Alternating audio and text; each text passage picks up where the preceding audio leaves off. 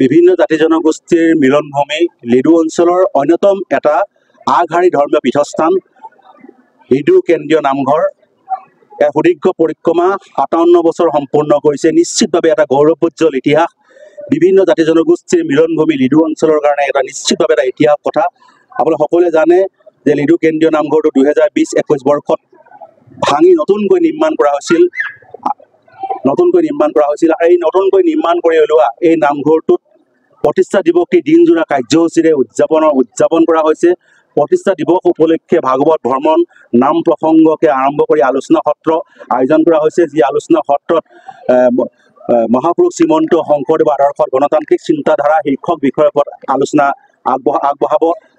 ইয়াৰ নিশা 9 বজাত আপোনালোকে সকলোৱে জানে, সকলোৱে পৰিচিত দিহা সম্ৰাট হিচাপে খ্যাত গৌৰীসাগৰ নিবাসী কমলা গগৈৰ যি দিহানাম পৰিৱেশন এটা অনুষ্ঠান আছে।